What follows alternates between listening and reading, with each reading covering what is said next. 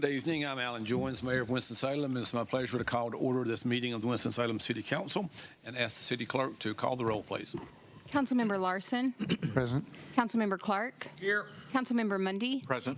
Councilmember Scipio. Present. Mayor Pro Tem Adams. Here. Councilmember Taylor. Present. Councilmember McIntosh. Here. And Councilmember Burke. Here. Thank you very much. Would you please join the city council and me in a moment of silence?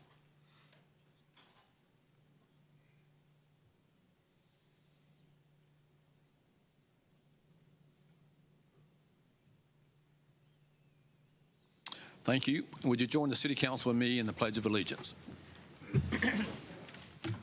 Pledge allegiance to the flag of the United States of America and to the republic for which it stands, one nation, under God, indivisible, with liberty and justice for all. Thank you very much. Our Sergeant in Arms tonight is Lieutenant Morissette. Lieutenant, thank you for being with us tonight. And I'd like to call on City Manager Pat Pate for his report. Thank you, Mayor. Just a couple of quick things tonight. Again, I want to remind folks about the We Built This exhibit that's highlighting Black builders and craftspeople in North Carolina. It opened at Union Station on February 2nd, and it's currently residing at the fairgrounds through the 24th, the Saturday the 24th. So we encourage folks, if you haven't had a chance to go and see that, to take a chance to go do that. It's really a great exhibit. Just to also let you know and others that the Community Roots Day will be going on February 24th. This is a day where we have volunteers plant several hundred trees in the community and our various parks. So it'll be from 9 to noon at different city locations, again on February 24th. And if you're interested in helping, you can sign up at the Keep Winston-Salem Beautiful website. And that's all on our website. So I'd encourage people to do that. Just a couple of events that are coming into the community, make sure folks are aware. The North Carolina Disaster Symposium for 2024, which deals with hospitals and healthcare emergencies, will be going on in our community in March the 13th and 14th. And the North Carolina League of Municipalities City Vision Conference planning is well underway for that conference, which is going to be in April 23rd to the 26th, which will be bringing in municipal leaders from all across North Carolina and highlighting and showcasing what is the best of Winston-Salem to them. And then as a final reminder to council for the committee meetings, in March, they're going to be committee of the whole meetings, and we're going to be at Union Station on the March 18th, focusing on the housing issues, and on the 19th, focusing on our upcoming budget. And with that, I'll stand ready to answer any questions. Any questions for the City Manager? Okay, thank you very much. Tonight's agenda of the City Council is comprised only of general general agenda items only, plus the public comment period as well as the closed session after the regular meeting. The general agenda is comprised of the following: an ordinance to regulate the use of pedicabs and rickshaw devices, public hearing on a UDO amendment, public hearing on zoning petitions, resolution authorizing the purchase of property in the North Ward in support of affordable housing, a resolution to sell property to Pace of the Triad. When the public hearings are called, persons in the council chambers will be given an opportunity to speak. If there's opposition to the zoning items, the proponents and opponents will each be given 3 minutes for presentation, 15 minutes for presentation and 3 minutes for rebuttal. If no one wishes to speak, I'll close the public hearing and the City Council will consider the item. We're televising this meeting live tonight on TV 13, and it will be on the city's YouTube page as well, and it will be replayed tomorrow at 9 a.m. and again Wednesday night at 9 p.m.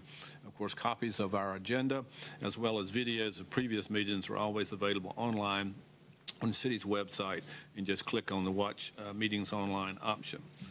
So maybe have the first item. Item G1, ordinance to regulate the use of pedicab rickshaw devices in the city of Winston-Salem. Mr. Director of Transportation, Mr. Vansler. Thank you, Mr. Mayor, Mayor Pro Tem Adams, members of the council. Jeff Vansler, Director of Transportation. The item before you is consideration of the ordinance to allow the use of pedicab on our surface transportation system within the municipal limits. I've got just a couple slides, Mr. Mayor. If you'll let me, I'll go through these and have a discussion if you'll let. Thank you. So as a reminder, we've seen this a few times. A pedicab, what is that? It's a modified bicycle with an option for a 2 or 4 seat on the back of that bicycle.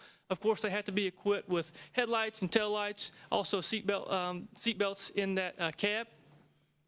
And essentially, we modeled this program after the vehicle for hire and trolley pub ordinances that we have previously adopted. Some of the key ordinance things that we'll highlight, the requirements that I just mentioned, the time of operations, and historically, as I'll get to in a minute, in just a moment, we have brought this back, but we've had a number of iterations of how this was planned to be rolled out in our city, and ultimately what brought us to today. And lastly, we do have those inspection and insurance fees that is all managed through our transportation specialists and our vehicle for hire program in the Department of Transportation. So since our last presentation, what's changed? So we've expanded the limits of operations, and that was direct feedback from our committees that this was gone through in the City Council, to really not put those limitations on potential providers and let the market really drive how this is rolled out in our community. And then some of the things that were tailored around is really allowing the safe operation and the enforcement capacity for our police department to enforce this on our streets. So let's talk about what's changed. I mentioned there's been some iterations of this over time, and highlighted here, you'll notice that. In September last year, we brought this as a kind of a route-based model, following some previously adopted designated routes and designated stops, and that really limits the ability of providers to expand and let the market drive their decisions and where they operate. And so we heard that feedback, and then we revised further, and we brought it back in December and had a discussion about expanding that further to a zone, kind of really highlighting, shown there in blue, more the downtown business district. Once again, we heard the feedback of how restricted this could be. We heard some specific examples of providers that had interest outside of this particular area. And so all of that being considered, staff went back, we pressed pause, and we actually brought some providers in-house. We talked to them. What do you need? How restrictive do we need to be? Talk to us about what the market's saying so we can have this rolled out in our community. And after discussions with those folks, discussions with our police department, and consulting with our legal counsel here, we have landed on what you see there in the bottom right, which is a citywide service operating on surface streets with a posted speed of 35 miles per hour or less. So essentially what that does is allow the user experience and the market to drive where these folks may be permitted to operate, because we've heard different cases of examples across the city where they have interest to operate. And by allowing essentially the bulk of our surface transportation system in the network, this really allows for that more of a robust rollout. And the methodology there obviously is for the user comfort and operating on streets higher than 35 miles an hour. These vehicles aren't really equipped for that type of speed anyway. And we felt that this provides the best blend of allowing the expanded market, allowing the enforcement capacity for our police department to be able to enforce that, and does allow for really the market to dictate where they can operate. One thing I mentioned about that 35 mile an hour per zone, the ordinance does allow for the vehicles to cross their 35 mile an hour per zone, so it really doesn't restrict them. They just may have to find an alternate route because they have to choose a route that is not designated as above 35 miles an hour, but they can cross those facilities. So all that being said, kind of moving forward, we're looking for adoption of this ordinance. And as I mentioned, this was kind of where we wanted to go in coordination and the communication we've had with the potential vendors. And then, of course, we'll be working with those operators and vendors to roll this out. They still have to go through the application and permitting process. They'll still be regulated by that application from our office, and we'll be doing those annual renewals as well, like we do other vehicle for hire programs. So I'll stop there, and I'm happy to entertain any questions. Any questions, Mr. Fansler? Councilmember Larson and then Councilmember Scipio. We had talked about a fee structure at one time for operating. Do we still intend to have a fee structure? Councilmember Larson, there is a fee structure associated with these. I'm happy to provide that information. Thank you. Councilmember Scipio. Mr. Fansler, this map is difficult to read, your new proposal, just trying to figure out what streets, but I see that you're trying to go throughout the whole city. But there are a couple of streets that the red does not start downtown, but it takes up somewhere for a short period. How do the cabs get there if it's not an approved route for that? It looks like it might be New Walkertown Road. I'm not sure if that's New Walkertown Road, but that looks like it, where it starts somewhere out in the community, not from downtown. So, Councilmember Scipio, I'll start by saying we will definitely provide a map of scale that's easier to interpret. That's no problem.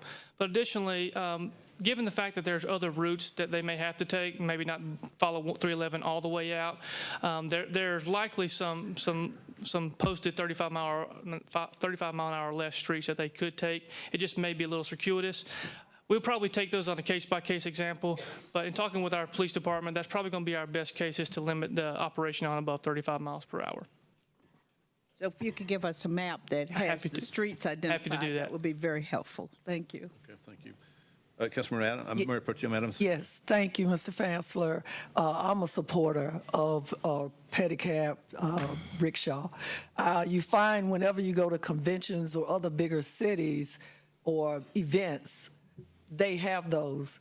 I know everybody wants to love to be walkable, but there are people with knee surgeries and bad knees and bad hips and older people and people that are challenged, that I find that will be a big aid to people, let's say, if they're in our city and they would like to go to the new Callidium or anything else. Those folks will know that they can get there without, having to walk or call an Uber, but still get to see the city as they travel there. So I think this is great and a good addition to what we already have. Thank you. Thank you. Councilmember McIntosh.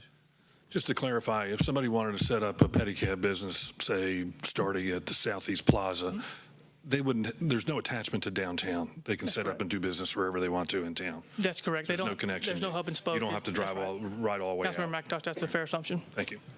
Councilmember Taylor, this did come to the Public Safety Committee. Would you like to make a motion on this? Thank you, Mayor, members of the council. I move for approval of item G1. Second. Okay, motion by Councilmember Taylor, seconded by Councilmember McIntosh. Any further discussion? Not all those in favor indicate by voting yes. Anyone opposed, vote no. Thank you. That is unanimous. Item G2. Item G2, public hearing and consideration of ordinance amendment modifying Chapter 4 and Chapter 5 of the Unified Development Ordinances, UDO, to increase the maximum number of units allowed per building in the RM5 residential multifamily district, to increase the maximum building height allowed in the RM8, RM12, and RM18 residential multifamily districts, and to revise the threshold for required buffer yard standards. This is a public hearing, but typically we ask Mr. Murphy to give us just a little preview of what this UDO amendment is all about. If you would, Mr. Murphy. Thank you, Mr. Mayor. Good evening, Mayor, Madam Mayor Pro Tem, members of City Council. Yes, this is a text amendment that staff is proposing, and I'm not going to bore you with reading those first 4 bullets there. But this amendment is intended to reduce rezoning requests to higher density multifamily districts than is necessary. This text amendment will allow for more design flexibility in lower density multifamily districts. The purpose is to enable multifamily developments to meet maximum zoning density without having to over-ask. And that's dealing because of constraints such as creeks, floodplains, steeper slopes, et cetera. We've found that folks have been having to ask for zoning districts higher than what they need to get height, to get the number of attached units. And some examples of that would be, I know there was one recently where they had less than RM12, less than 12 units per acre density, but they had to ask for 18 because of the height limitation. There have been some cases where where folks have had to request RM8 for townhomes whenever they actually had RM5 densities, but RM5 currently has a limitation of no more than 4 attached units. So this is just an example of us trying to kind of right-size the ordinance. The amendment does increase the number of attached products from 4 to 6 in RM5. It does allow for an increase in the RM8 district from 40 to 48 feet, from the RM12 district from 45 to 60 feet, and the RM18 from 60 to 72 feet, with a caveat that if you go above 40 feet in any of those districts, you have to have a 50-foot setback from any surrounding property zoned residential single family, trying to take away that canyon effect. The parking may be located within that 50-foot setback, but again, the building would have to be set back 50 feet from those RS zoned properties. The other thing that this does is it does clarify that for multifamily development, that if you have 5 units or more, it took it away from that and basically got you to where a buffer yard was only required if your development was more than 1 acre in size. Again, thinking these smaller infill townhome and multifamily projects would blend in better without the buffer yard with their surroundings. But once you got over 1 acre in size, that we needed to look at providing some additional buffering. And that was just a clarification. This did come, was heard by the planning board back in December. The planning board did vote unanimously to recommend approval. Additionally, this did come to the Community Development, Housing, and General Government Committee back in January, where it also received a unanimous recommendation to full council. And with that, I'll be glad to answer any questions. Any questions for Mr. Murphy? Councilmember McIntosh?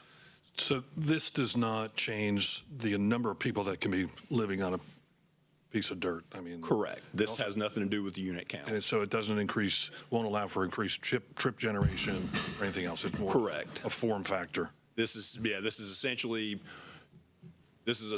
allowing from some additional form options that currently aren't on the table dealing with height and attached products. Got it. Thank you.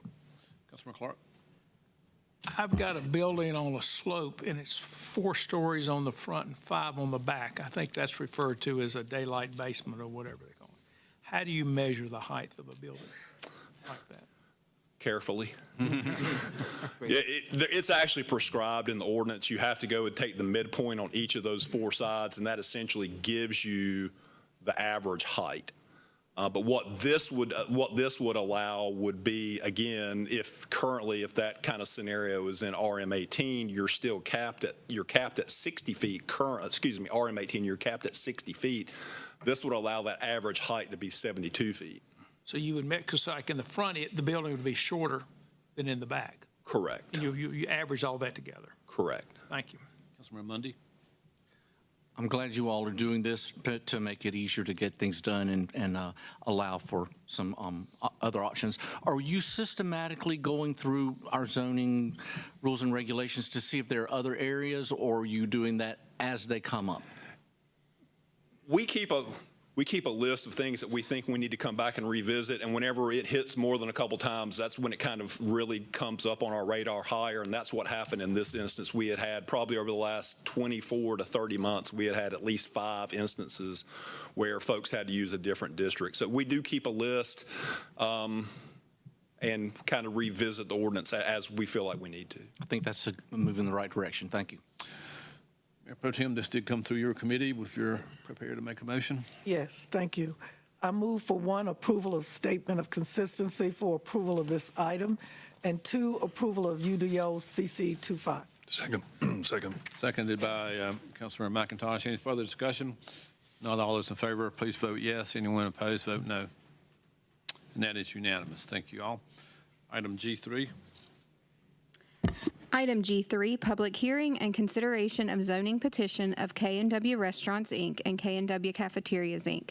from RS9 to RM8S. Property is located at the northern terminus of Joyce Avenue, east of Bethabara Road and west of Bethania Road. Located in the North Ward, Planning Board recommends approval of petition. We do have opposition to this, so we'll have a full public hearing, but we'll ask Mr. Murphy to go ahead and give us a report of the planning board and the description of this project. Good evening again. Yes, the petitioner is K&W Restaurant Incorporated and K&W Cafeterias Incorporated under the Allred Family Holdings Incorporated. I do want to elaborate on that a little bit because I do want folks to understand that our application process requires us to list the property owner of record, and so we get that information from the tax office. And this is not the K&W Cafeteria Restaurant Incorporated who's doing this. This is the Allred family, but this property has traditionally been deeded with these names. So I just want to make sure for the record that folks understand this is not K&W requesting this. This is the Allred family. But this is a 24.5 acre parcel on the northern terminus of Joyce Avenue, west of Bethabara Road and east of Bethania Road, and it's located in the North Ward. And the request is to rezone this property from RS9 to RM8S. This is the subject property shown on the countywide growth management area plan map. You do see it there, indicated W603, just to the, on this map, just to the northeast of Renolda Road. This is the subject property highlighted in yellow. You do see that it does show where this property kind of surrounds Joyce Avenue. And Joyce Avenue, as proposed, is a connection to this property, but it would also connect from a development of a subdivision to the north, northeast, and northwest. This is the subject property outlined in yellow on the aerial imagery. You do see, again, a connection to Joyce Avenue. You do see, though, Bethabara Road to the northeast and a lot of underdeveloped property that's traditionally been used as farm for the Allred family that is part of the larger subdivision. This is the subject property outlined on the North Suburban Area Plan Update, which was adopted in 2014. It does show 0 to 8 units per acre, single-family residential as the recommendation. This is looking north at the terminus of Joyce Avenue. The proposed development does have an access at this point. You do see where that zoning sign is, so keep in mind where that is currently, but that is a public street there in the gravel area. It's within a public right-of-way. This is looking south along Joyce Avenue. The subject property is behind this vantage point. This is looking east at 5065 Joyce Avenue. The subject property is to the left. You can see there in the bottom left portion of that image, that's that gravel road we were looking at a couple images ago.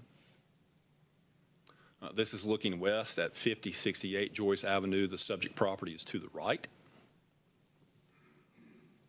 This is looking west along Shadowline Drive. The subject property is 1,300 feet to the right, but I did want to show where the zoning sign was along Shadowline and where basically to get to Joyce Avenue, you have to go down Oak Grove Circle and then turn left on Joyce.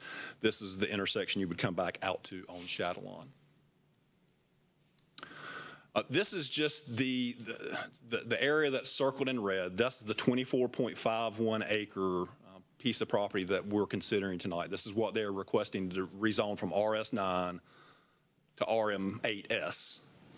The balance of that site is a subdivision that will be considered by the planning board and is not part of the consideration tonight. The only thing you're going to be considered tonight is within that red circle. This is the site plan. It does show 135 townhomes. You do see where Joyce Avenue is currently, and you see the proposed connection to Joyce Avenue as well as two additional public streets, and actually a third additional public street, because Joyce Avenue will go and connect to Bethania Forest Drive within the subject property and within the overall Bethania Forest plan.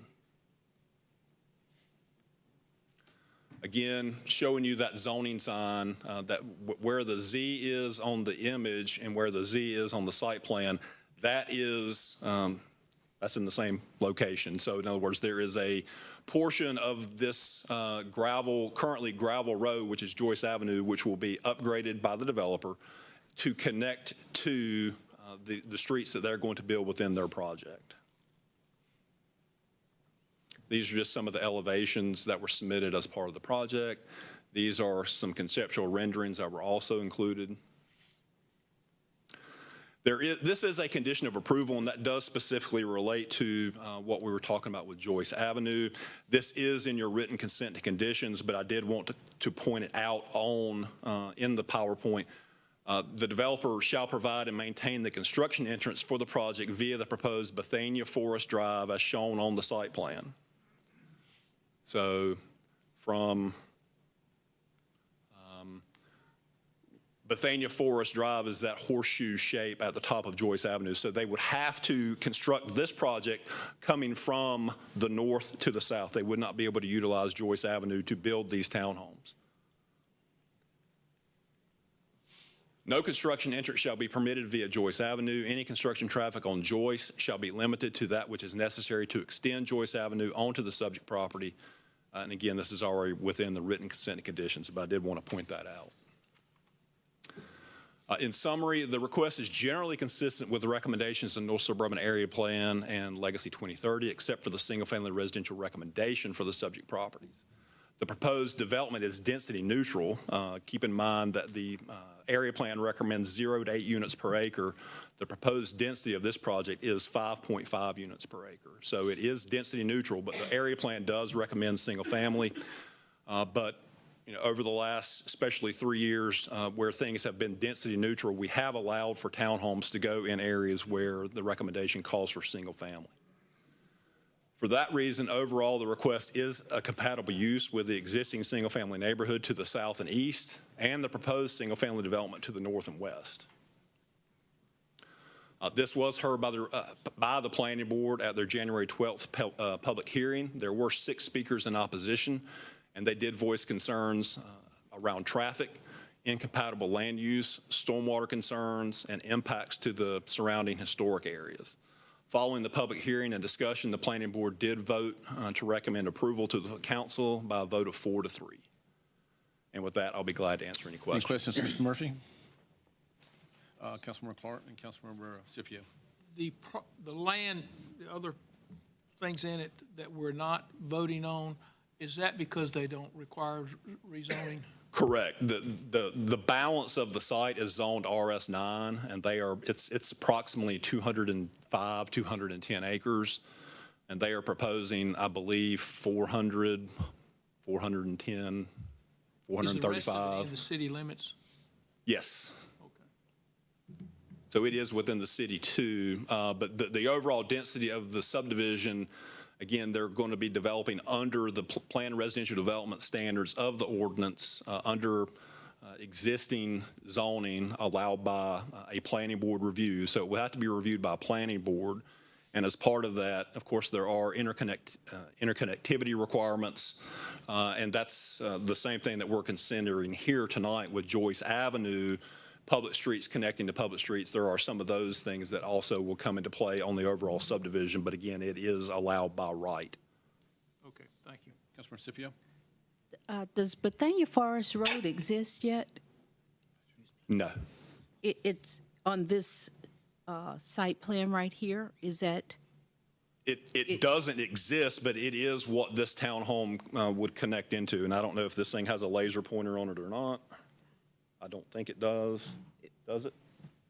Well, the issue was the restriction that was mentioned, that right. construction for this has to come through. And that's intentional because, again, it is to ensure that this becomes part of the overall project and you couldn't just build the townhomes without the overall project. So essentially the way that, again, I could let the developer could speak to that, but they will phase this in where they come from the north to the south whenever they're building the townhome portion. So it was purposely put in there to ensure that the townhomes weren't built without anything else, and then all the traffic come back out through Joyce Avenue. So this other is going to be built first and then the townhomes? Or it doesn't matter, but that road has to be constructed in order for them to build this townhomes here? Correct. And, theoretically, they could build the road and not build the lots, but I don't think from a business standpoint, they would more than likely do that. But yes, as long as the road is there, they could do it. But again, through the construction process, they're going to bring those lots online and then get to the townhomes. Thank you. Councilmember McIntosh. Does my memory serve me correct? And we've had a couple of cases recently where we've talked about townhouses, and isn't the trip generation from a townhouse when you're doing your traffic modeling lower than a single family?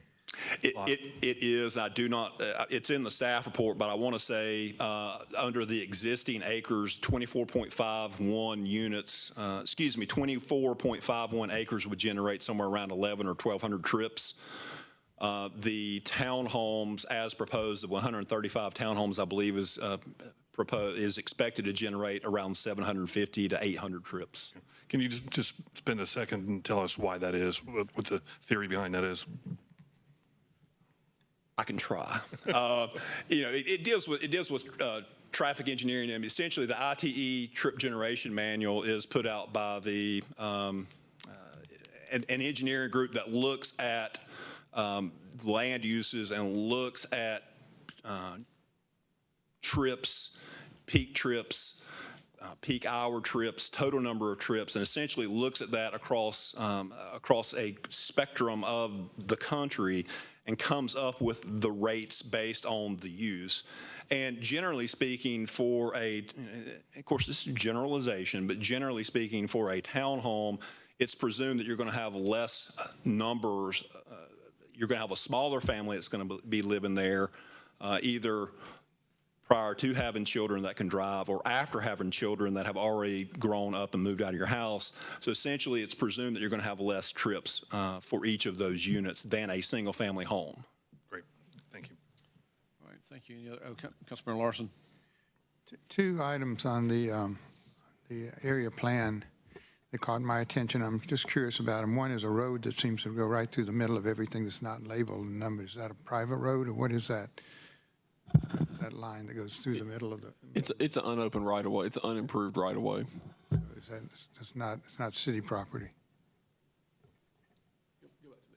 I was going to say, I'm not sure which. Yeah, there. Yeah, that's an unopened right of way, and just similar to all those lot lines that are on there. That would have to be closed as, and or if it was ever offered for acceptance, it would have to be abandoned.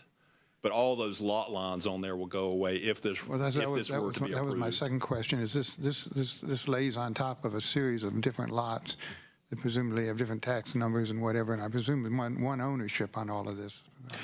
It's in two different ownerships, but it's all still the Allred family partnership. But it's in two different tax owner names, but they control all of it. So this is laid on top of an existing mapping system, and it's going to require what, surveying to show what? Correct. If the townhome, if the townhomes get approved, and then subsequently if the subdivision gets approved, they will bring in plats that essentially mimic this, that then get recorded in the Register of Deeds, that then takes away the lines that are shown on this map. That document you just showed me looked like individual houses being designed for that area. Is that what that is? Well, again, keep in mind, within the circle is the portion that we're talking about now. Right. Tonight. Those are the townhomes. That's the rezoning request before council. The balance, all the yellow and the light yellow lots that are shown are proposed and theoretically will be approved by planning board at their meeting in April. Does that come to council, or is it all? It will not. That will stop at the planning board level. Right. The item within the red circle is the only thing that council will be considering. So if we disapprove it, the density as it goes in that lot will be the same as currently zoning is authorized. Is that what? The number of units you say is 135 units is being proposed in the rezoning under the existing zoning in that red circle area. How many units are we talking about? Probably between 115 and 120 is what they theoretically, from a calculation standpoint. Now, obviously, they would have to design it. If this were to get denied, they would have to go back and figure out how many single-family lots they could get in there. But if this were denied, I imagine, and I'll let them speak to that whenever they come up here, I imagine if the townhome portion of this project were denied tonight or in the future, I imagine they would convert that to single-family homes, run it through as a subdivision that stops at the planning board, and construct it anyway. Okay. Thank you. Councilman Mundy? This is a request just in how we get information. It may not have been in this case, but another one where one attachment was existing uses, the other attachment was proposed uses, and I found myself having to flip back and forth. Can you provide that information side by side in the future? Is that a possibility? That's something we can certainly look at. Thank you. All right, thank you. Thank you, Mr. Murphy. This is a public hearing, so we'll allow the proponents 15 minutes for presentation and the opponents 15 minutes for presentation. Mr. Luke Dickey, when you come up, also please give your name and address for the record. Good evening, Mayor Pro Tem Adams, and members of the board. Luke Dickey with Stimmel Associates, 601 North Trade Street, Suite 200, Winston-Salem 27101. Thank you for the opportunity to speak before you this evening. Mr. Murphy did a great job of basically taking my entire presentation and kind of overviewing it with you, but I'll go ahead and just kind of briefly have some other discussion items here and then open up for any questions that you may have. Next slide. Is it this one? All right. Excellent. Very good. Yep, so again, this is just kind of a site context, kind of showing where the site is. You see Renolda Road there to the west, Bethabara Road to the east, and Chatelawn Drive are the main roads there to the south of the site. Again, this is part of an overall development plan that's coming through. It's 233.5 acres, with this being considered tonight as the 24.51 acres for the townhomes. You can see Joyce Avenue, Bethabara Road, and Queens Grant on the overall, kind of where the existing public streets are that tie into the overall development. Again, as part of the UDO requirements, when we can make the connections to public streets that are not meeting standards, we make those connections. That's why we're making that connection to Joyce Avenue in this case. And then eventually that new access will be off of Bethania Road, and that's that Bethabara Forest Drive. That'll be part of the overall development that provides the connectivity to the townhomes that will have to be constructed to be able to construct the townhomes. So this is part of a phase of an overall development as well. The key highlights of the site plan, again, is that it is requested going from RS9 to RM8S, 135 townhomes, which is a density of 5.51 units per acre. We have all the public streets and sidewalks is being proposed, so it'll all connect together to an overall larger development of the community spaces and activity areas. This is designed as a standalone RM8 plan, so if it was subdivided from this, it would be standalone for meeting the common recreation areas. We do have the buffer requirements that are being met here for the adjacent property owners in terms of the RS9 that's we're adjacent to there to the south on Joyce Avenue. So we do have buffers there. And we also have to buffer ourselves from the RS9 residential development that we're doing ourselves. And then with that also being a PRD, there's some other buffers that get kind of tied in together. So again, this is just kind of integrated all together. You can see the connection then to Joyce Avenue there in the middle kind of the site. That will have to be brought up to standards where we tie in to that. And so it'll be proposed curb and gutter through there. So that gravel area that was in the original pictures that you saw, that will become paved in those areas there. We've also had discussions with Winston-Salem DOT about concerns brought up about the condition of Joyce Avenue and its narrowness. And as you go out to Oak Grove Circle, there is a tight two curves that are in those locations there. So we're in discussions about what to do in regards when this gets developed, if the traffic generation for this actually starts impacting Joyce Avenue, how we can start to look at mitigating those issues, whether that is a payment in lieu to help with the widening of the road or addition of speed bumps or controls. But we just don't know what issues are going to arrive until this gets connected in at that point. So we're still continuing those discussions, what that can be. There's two kind of trains of thoughts to have when it comes to making connections to existing roads. When you have a narrower road, that slows traffic down. So if we're going to look at widening, that might encourage faster speeds. And so that's a concern that we'd want to look at. And then the same thing too, if you widen it, might make it more convenient for somebody to use that travel path. And so it may encourage them to go out in that direction as opposed to going back out Bethania Forest Drive that this main road would be connecting to. We did have a TIA that was done for this.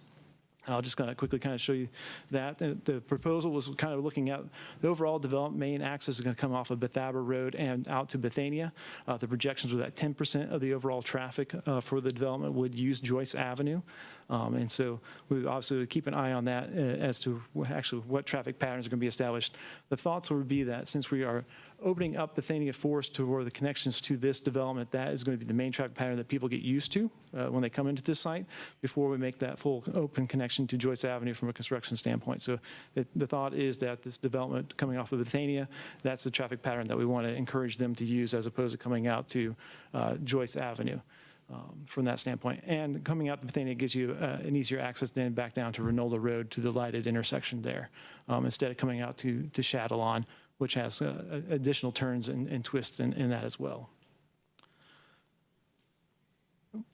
Like usual, we have a neighborhood meeting on this. So the site is highlighted in yellow. The white line is the 500 invite buffer that we have the notifications that go out to neighbors. So we sent out a total of invitations of 208 invitations to the property owners and residents. We did have 5 neighbors reach out to us before that meeting, and we discussed them, and we had 51 attend. So the main concerns that came out really within that, again, was traffic considerations. And we also presented the overall PRD plan, subdivision plan as well. So you may hear some from people on Queens Grant with concerns about the overall development connecting into them as well from a traffic standpoint. So that is kind of what we kind of reached out, and what we heard was, again, the concerns about traffic generation, impacts to the existing neighborhoods, and how they can be handled for that. And we're very cognizant of that. We do know that with this, we will also have stormwater management devices for handle the stormwater control from this site, and meeting all the UDO requirements. Again, this is just kind of a recap. Proposed density of the project is 5.5 units per acre, which is comparable to what's permitted currently in RS9, which is 4.84. The townhomes do help to diversify the housing stock in this area, and it provides a different option. So as you can see, we had a 233-acre proposed development, so this is providing another type of housing product within that. The proposed project is, again, part of that larger development. We'll have interconnected street and sidewalk network and amenities, and again, Planning Board did recommend approval. We have representatives from Pulte Homes here, if you have any questions for them, who's a developer. Also have Davenport Engineering was here, who provided the transportation study on this, if you have any questions for them on that. At this point, I'd be happy to answer any questions. Any questions for Mr. Dickey? Thank you. Okay, all right, thank you. You want the Brown Davenport group to make a presentation, or?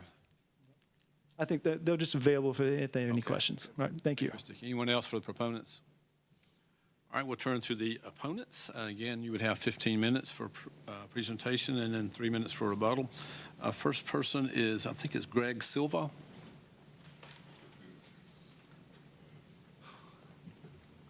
Good evening. My name is Greg Silva.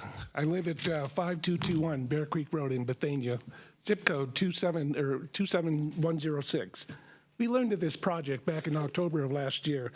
We were told that it would be connecting to Queens Grant Road. We were informed that the planning board was only addressing the rezoning issue. But wait, where's the issue of Queens Grant Road? No, we were told, remind you, we're talking about the rezoning. Queens Grant Road is not being considered. Strike one. Going into October, we had the outreach meeting that the gentleman from Stimmel talked about. There were lots of discussions about Queens Grant Road again. However, the report from the outreach had no mention of Queens Grant Road. Sure, there were discussions about the neighborhood and whatnot, but no mention of Queens Grant Road in the report.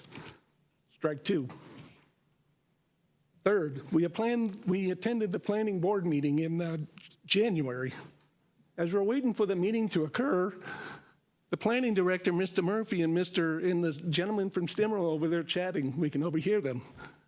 It's kind of interesting. It's kind of peculiar, but I thought those discussions would be after or during the meeting, but not before the meeting. So kind of confusing.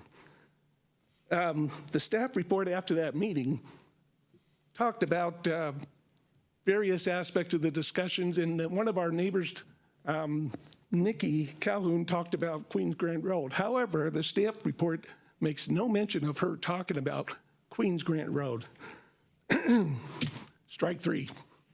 In conclusion, the coordinated effort of Stimmel, the Planning Division, Winston-Salem City Council, all this coordinated effort is booming loud with the perceived lack of consideration for the likely disruption and negative impact to be bestowed on the city of Bethania. Ladies and gentlemen, the residents of Bethania will not be silenced. We will be heard. We ask that you put a pause on this. Come out and visit us at Queens Grant Road. Take a look at it. Thank you for your consideration. Thank you. So Sonia Hopkins.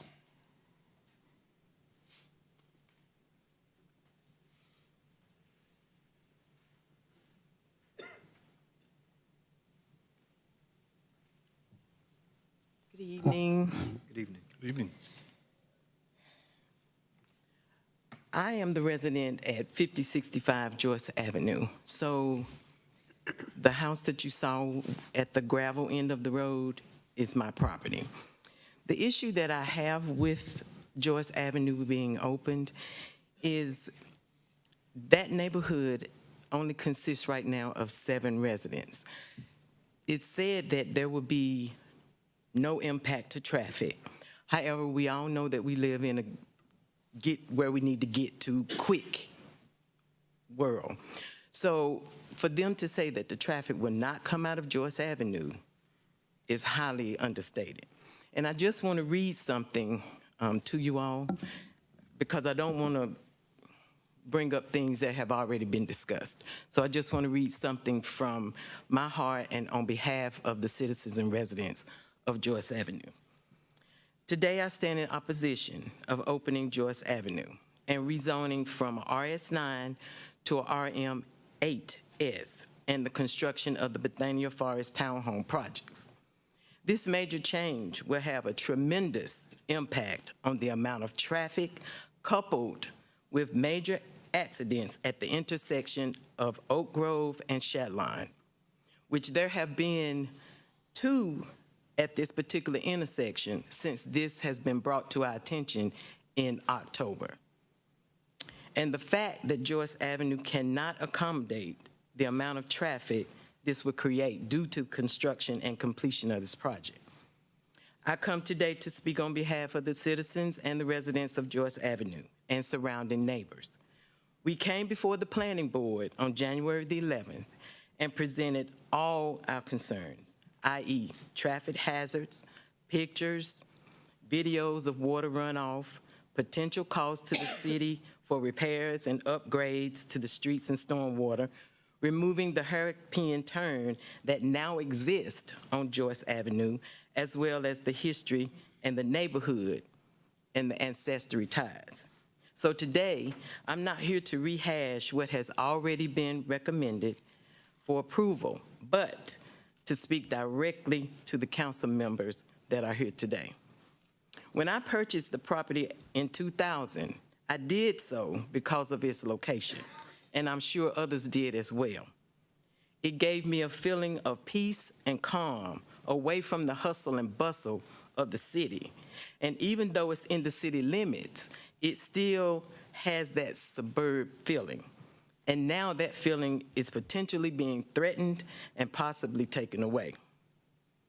What we are opposed to as citizens of Joyce Avenue is feeling like our opinions really do not matter, and opposed to what is being forced upon us.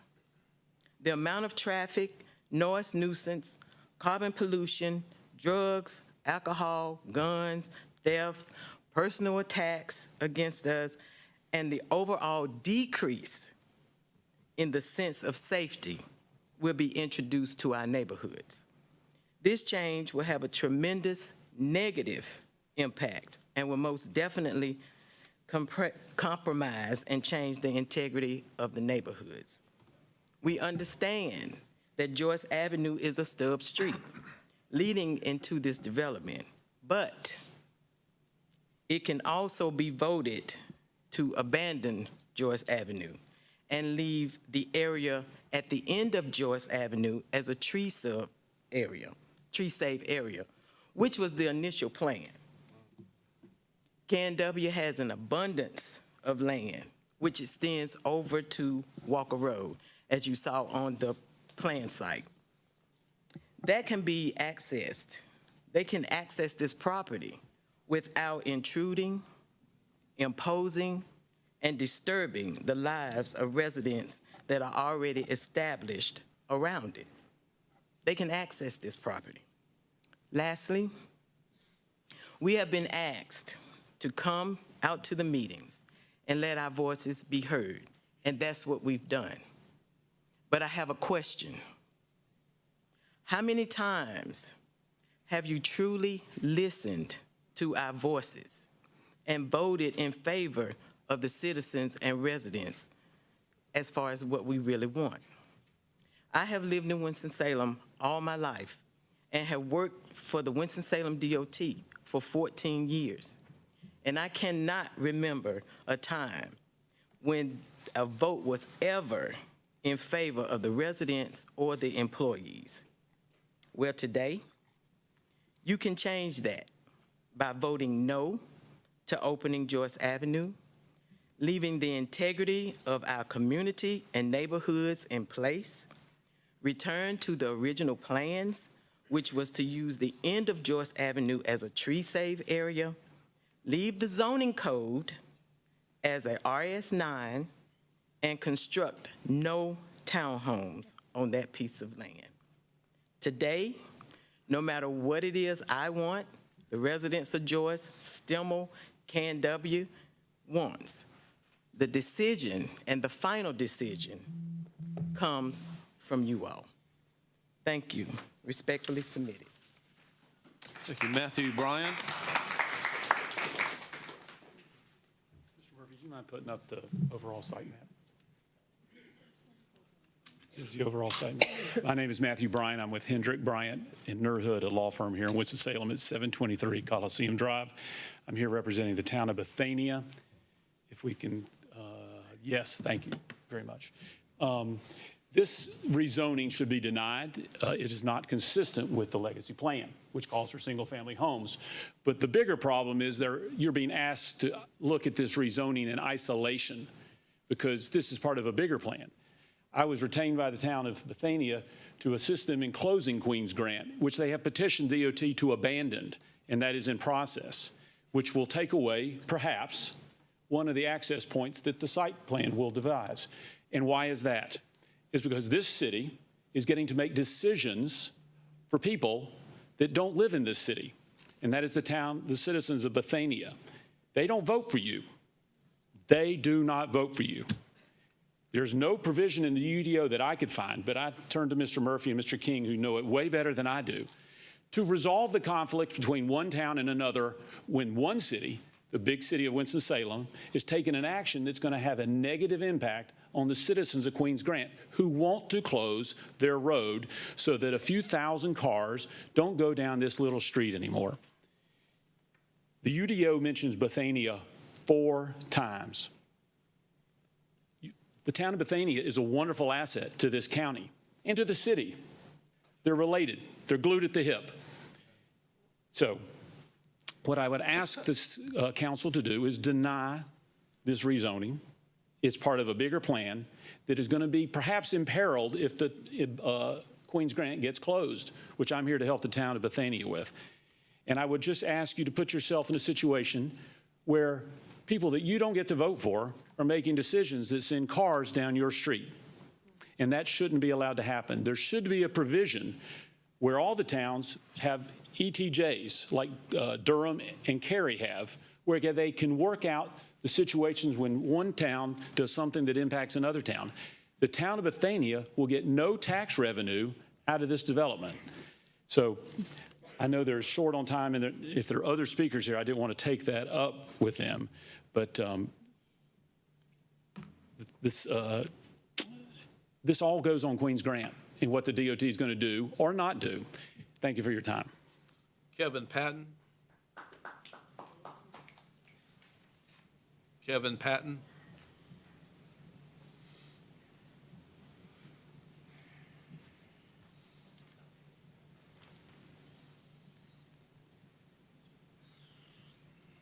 Good evening. Good evening. My name is Kevin Patton. I live at 2777 Bethesda Road. Quite honestly, I didn't want to be here at all today. Not because this isn't available to us, but it's because of what she said earlier.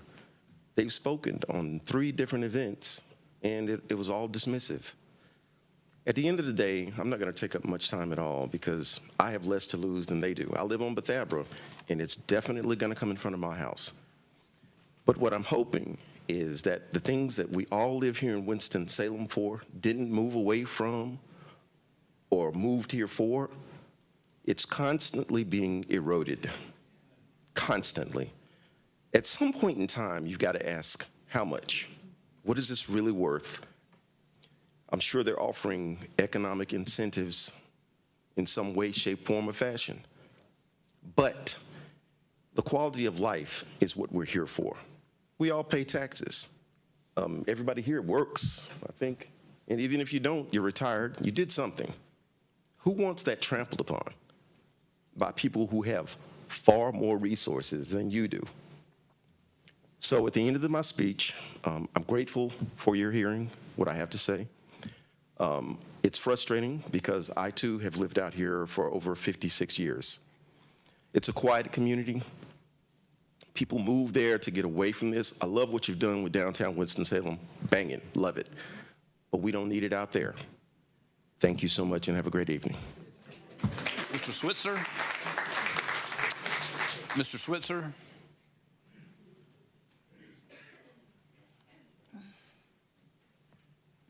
Mr. Switzer, you wish to speak? Oh, okay, thank you. How much time is left, Jamie? 2 minutes. Yeah, so 2 minutes for the opposition. Anybody else want to speak? Mr. Switzer. He's signed up here. He's signed up here. Hi, my name is Linnell Moore. I live at 5060 Joyce Avenue here in Winston, and I wanted to bring forth the petition that we had signed by 100% of the people that live on Joyce Avenue in opposition to opening Joyce Avenue as a stub street connecting into Bethania Forest. The total from the traffic impact study that Mr. Murphy's office provided to me, the total anticipated trips per day is 5,165 once they construct all 450 of the single-family homes and the townhouses. And if you look at what the trips per day are now on Joyce Avenue, which is less than 10, I think the impact is going to be so substantial as to change our way of life. We also wanted to bring to the table the fact that Joyce Avenue is part of the last Freedmen's community, Washington Town, here in Winston-Salem. That proposal was basically a book was written and presented to planning in 2012 about the history of that area and the freedmen that came out there and purchased that land. Those families are still in residence there today. My wife's family, they have about 5 or 6 of their family members that still live in that area. The Schauses have family that still live in that area. The Lashes have family that still live in that area. But that's not going to be Washington Town once you put 500 new houses in Bethania Forest. It's going to be Bethania Forest, and everything that Washington Town stood for is not going to exist anymore. So I just wanted to submit our petition for your review. I've also done a PowerPoint presentation that the planning board probably forwarded to you from the last meeting.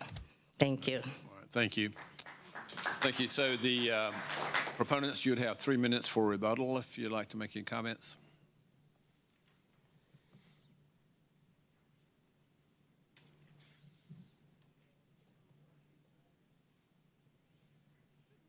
The intent of tonight's rezoning request for townhomes, again, is to provide a different level of housing in the area. And it provides then at different price points as well for people to obtain housing.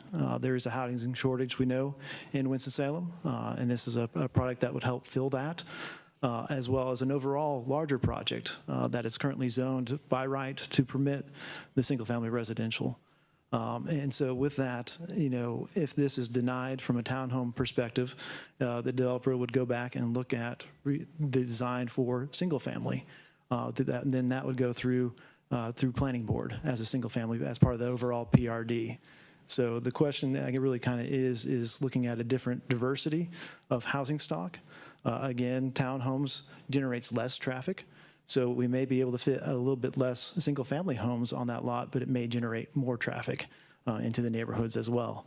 UDO is requiring us to make the connection to Joyce Avenue, and in regards to the other conversations I had, anytime we have a public street that we can connect to, that stubs into a property is required us to make those connections. So again, a little bit of our hands are tied in regards to not making connections to public streets. We've run into this on many, many cases before. I know Councilmember Larson had a case of a townhome development where we had to tie into a public street to the south of that recently for a townhome project. And it's just, what we have to do when we look at the interconnectivity to disperse traffic so it's not coming all out in just one location. So those are just kind of the main things that, from a rebuttal standpoint, again, is just looking at different options for housing and in the connectivity of that. So thank you. Thank you, Mr. Dickey. Anyone else for the for proponents on rebuttal? All right, for the opposition, you'd have 3 minutes for rebuttal.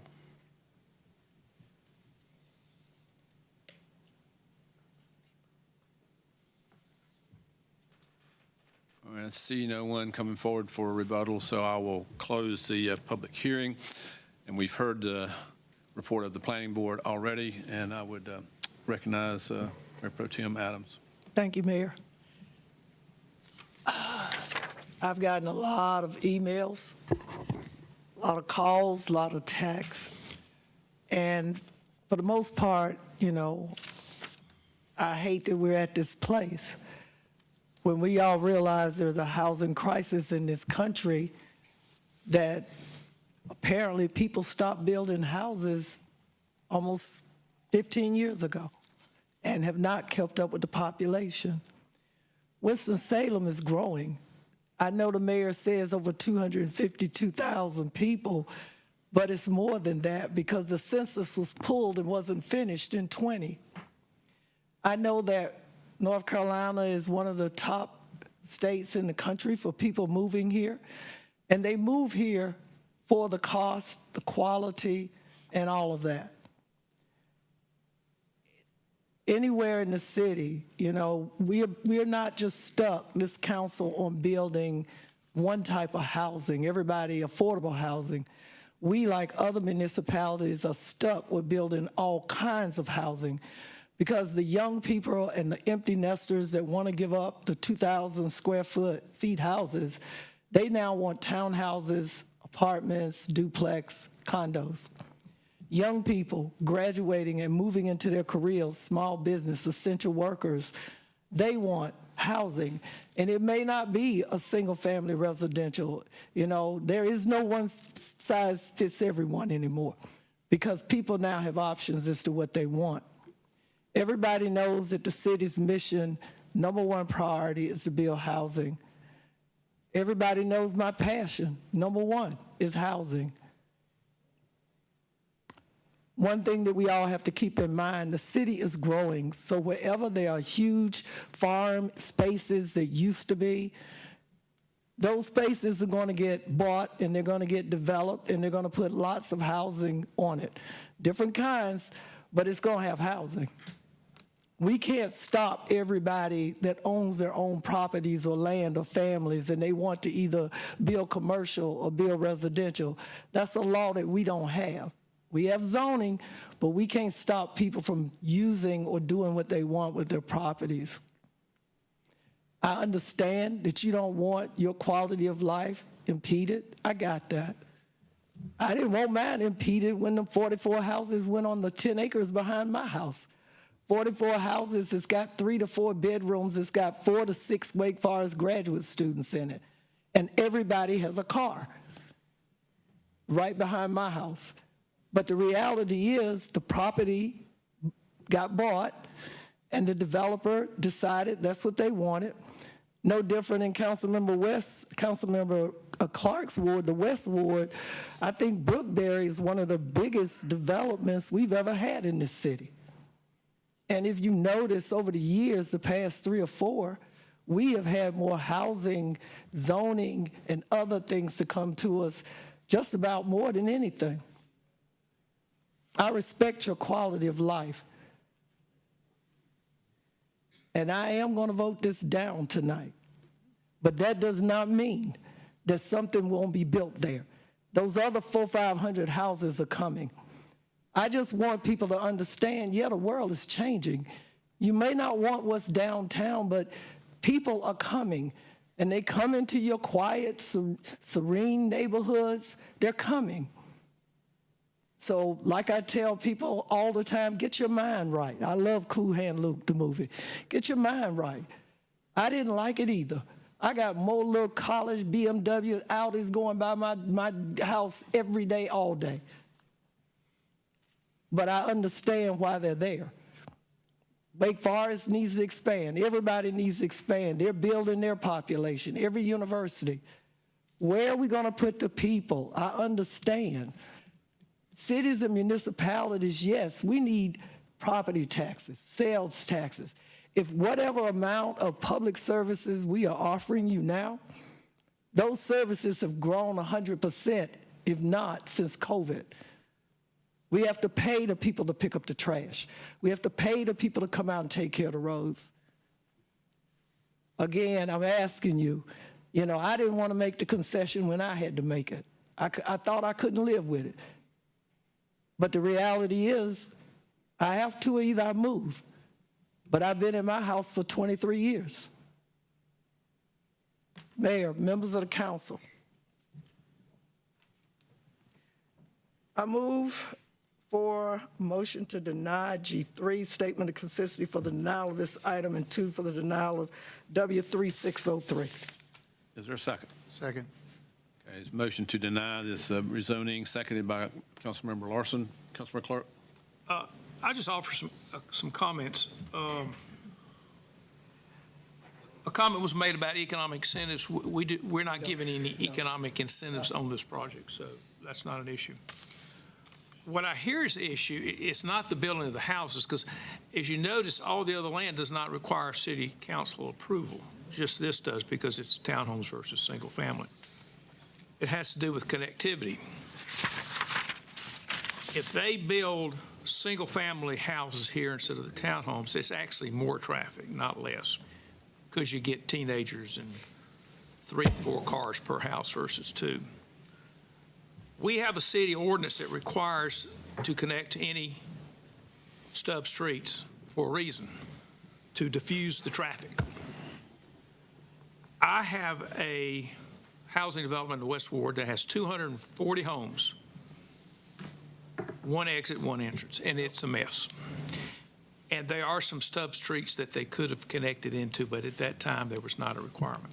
So I will respect the opinion of the councilperson of the North Ward, but understand whether we approve or not approve, you're going to get the same amount of traffic and the same amount of people. But the good news is, if I counted right, you got 5 entrances or exits. Am I close on that? And the diffusion of that traffic will make a huge difference. And you just have to take my word on it. I live in Buena Vista.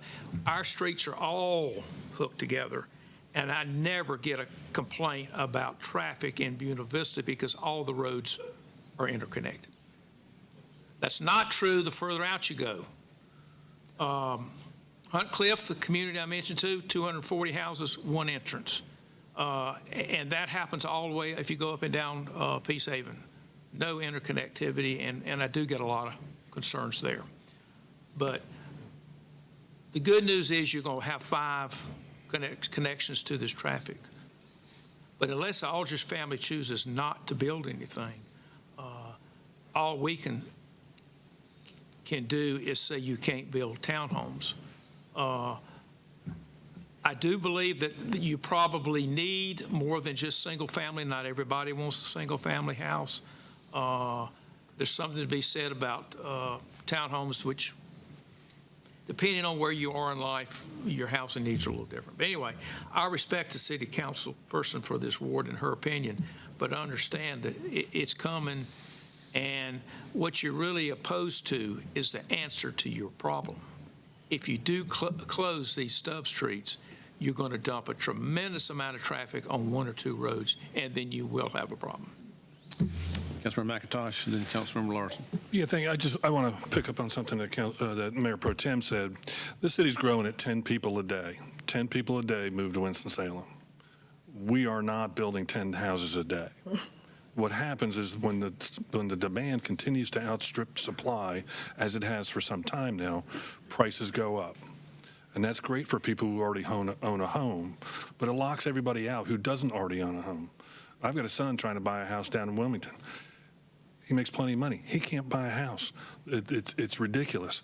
So by curtailing development, what we're saying is, you folks who already have a house have won the lottery. You folks who are not lucky enough to own a house, tough luck, all right? I believe it's in the best interest of the people who live on Jones Road to have townhomes in this situation. I believe it's in their best interest from a traffic count situation that there be townhomes on this road versus single family. I believe the traffic studies and the methodology behind that. Whether or not Bethania is successful in closing off Queens Grant is a whole different matter. It's a completely different universe. We are not considering that tonight. Developer may decide to change course if that happens. That's up to the developer, not to us. So I will be supporting this if the denial does not pass. Thank you. Councilmember Larson? It appears that we have a piece of land that's a large developable piece of land owned by the Aldridge family, and we're carving out 25 acres basically to give a special kind of housing development in there that is not even affordable housing, but market rate. Basically the same number of housing units, so we're getting same traffic. Maybe you can argue over that. I am still a believer that people look at zoning maps and planning maps and area plans when they buy property or when they invest in a neighborhood, and they think that they're going to have a certain amount of security in knowing that the city is thinking along the same lines as what they're thinking.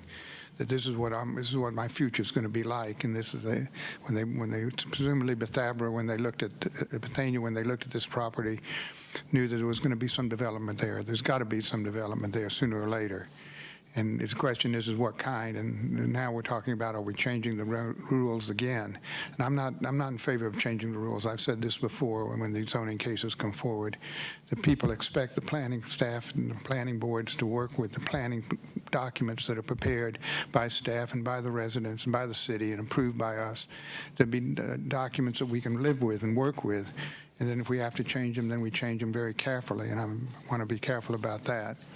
So I'm going to vote against it. I'm going to vote against this change tonight for the simple reason that I think there are alternative routes and there are alternative traffic patterns that can address the concerns of our neighbor city, Bethania, which is an independent town, and I hope we can work with our neighboring cities as well as we go forward on this. I don't know whether we've communicated properly, whether they were involved in the early discussions as this plan was unfolding, but I hope planning staff and city county planning staff, I hope that they included the Bethania population as they begin to look at the impact of what's going on in their area.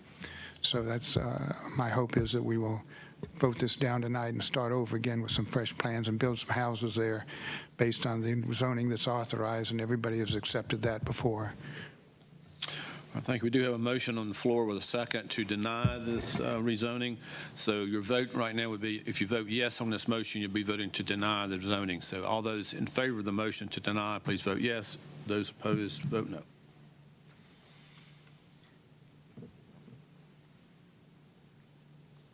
Two, three, four, five, six. So the motion to deny is approved. I think it was 6-2, I believe. All right, thank you very much. We'll now go to item G4. Item G4, public hearing and consideration of zoning petition of James W. Powell Jr.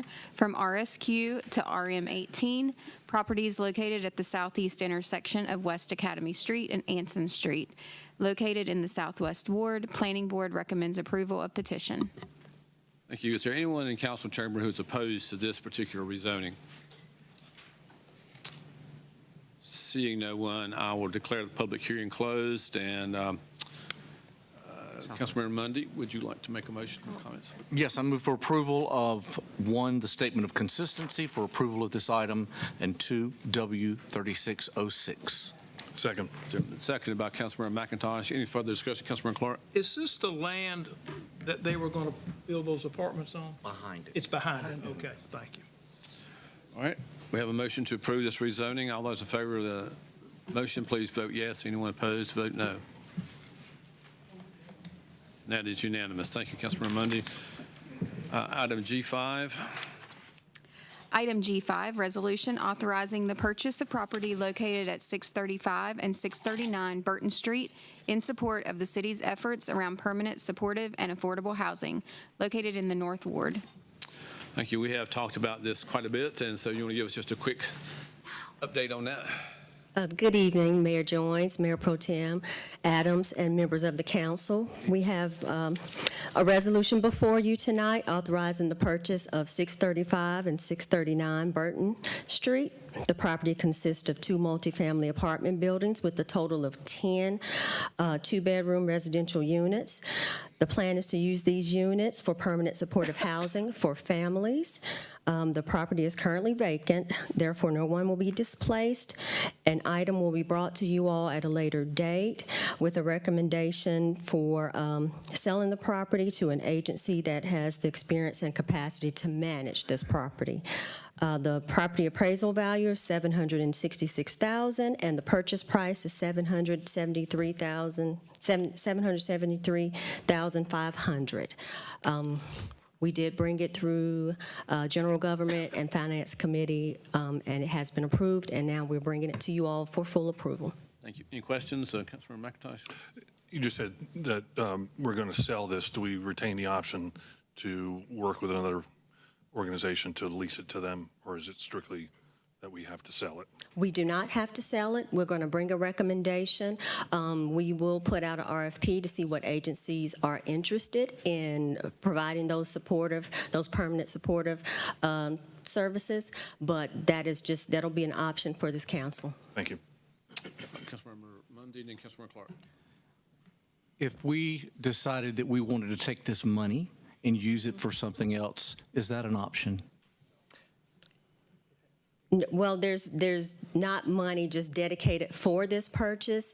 This happened to be buildings that are coming available, and there's not a lot of stock of permanent supportive housing for families, so we are using funding that we have Is to that purchase. funding specifically for housing, I guess is my question. It is specifically for housing. That was my question. So we can't take that and pay other expenses in our general operating budget? No, we cannot. Thank you.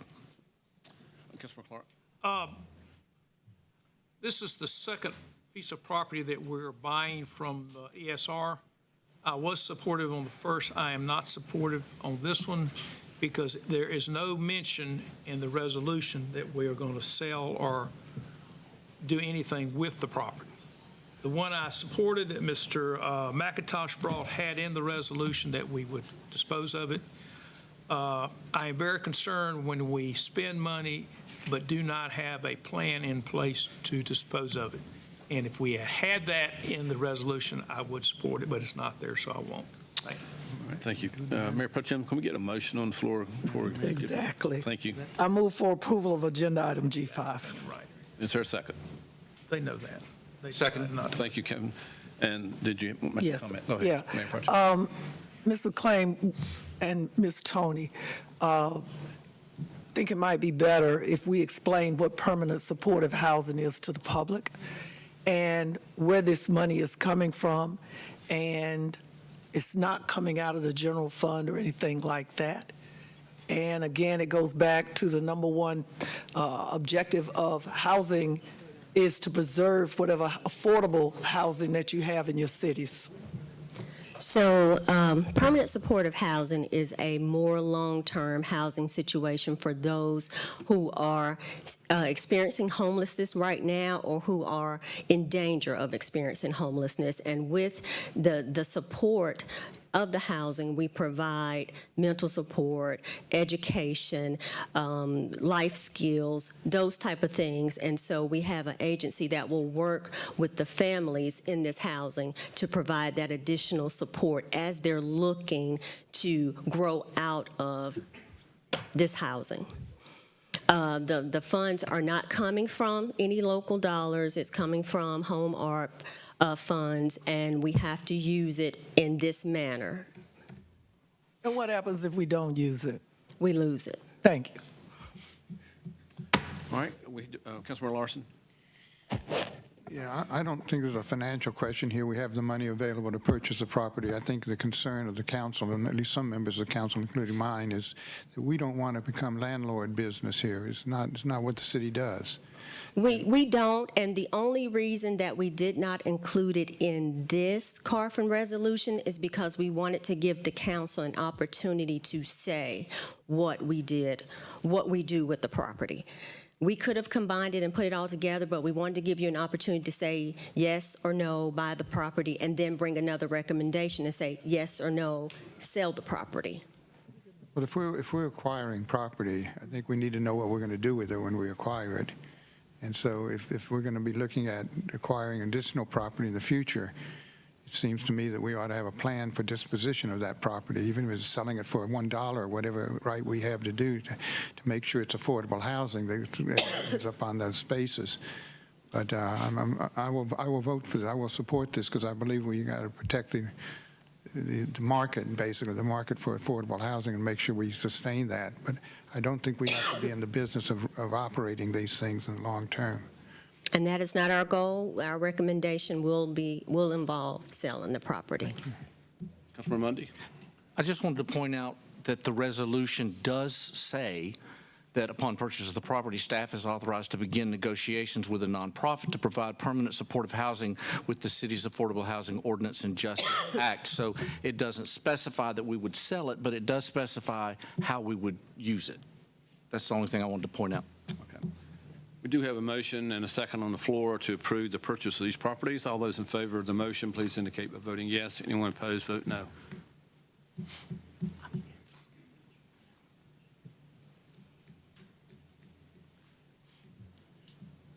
The motion passes 7-1. Councilmember Clark voting in the negative. All right, item G6, please.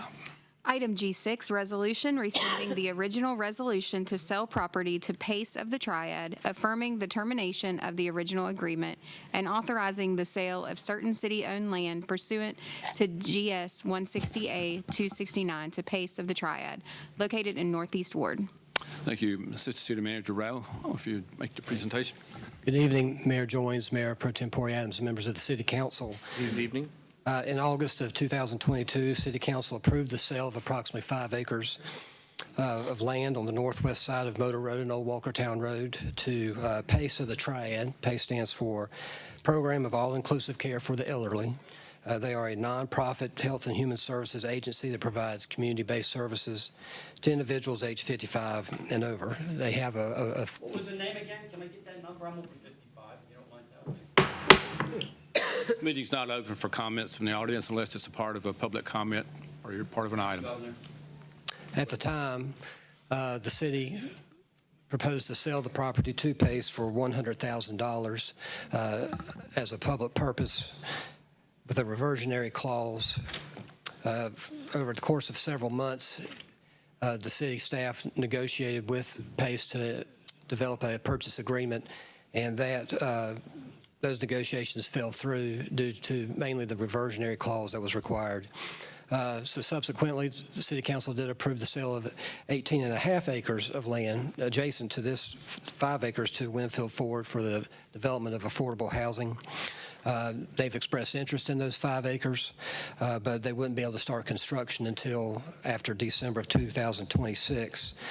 So PACE has continued to try to find a location in Winston-Salem. They have a location in Greensboro, and they've now approached city staff again about the idea of selling the property to them. So the item before you tonight is a resolution with 3 parts. First part would rescind the original resolution to sell the property for $100,000. The second would be to affirm the termination of the original purchase and agreement. And then third would be authorization to sell the property to PACE via the upset bid procedure at a cost of $250,000. The property appraised for $330,000, so it's slightly below fair market value, which we're allowed to do because the property will still be used for a public purpose. But we would go through the upset bid process. And there will be conditions attached to the purchase, and those conditions include requiring the purchaser to be a nonprofit entity with a history of carrying out day health programs for the elderly, requiring the consistent use of the property as a day health center for at least 20 years, and the last prohibits certain uses that are incompatible with the surrounding area. So PACE is going to go through a short due diligence period so that we would require construction to begin within 2 years. of signing the agreement. Also, Pace will have to have the property rezoned before they can actually develop it. Be happy to answer any questions. Any questions, Mr. Rao? Just an observation, as someone who's borrowed money from banks, they couldn't get financing because of the reversion clause. I'm concerned about the language we have in here is going to cause the same problem. We're putting so many restrictions on it. They may have a hard time finding a financial institution to lend with all these caveats, but I'll be glad to support it, but I'm concerned we're making the same mistake all over again, but we'll see. Okay. Any questions of Mr. Rao? No question. All right, thank you. Councilmember. Attorney Carmen, and then I'll make a motion. I'm sorry, Councilmember, or Attorney?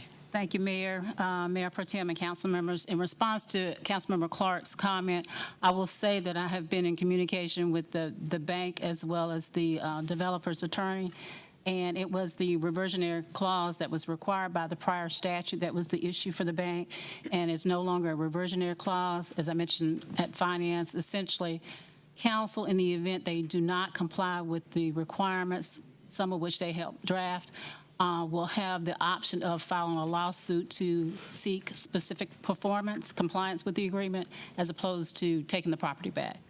So. Okay. Councilmember Burke, if you'd like to make a motion. Thank you. I move for approval of agenda item G6. Second. Thank you. Seconded by Mayor Pro Tem Adams. For the discussion, not all in favor of the motion, please indicate by voting yes. Anyone opposed, vote no. You just created more work for you. And that is unanimous. Thank you very much. We'll now move to the public comment period, which is a time once per month that the City Council invites citizens to address it on matters that are germane to city government. We limit our comments to 3 minutes. We ask you to give your name and address for the record, and would limit the total comment period to 30 minutes. So the first person signed up is Ali Shabazz.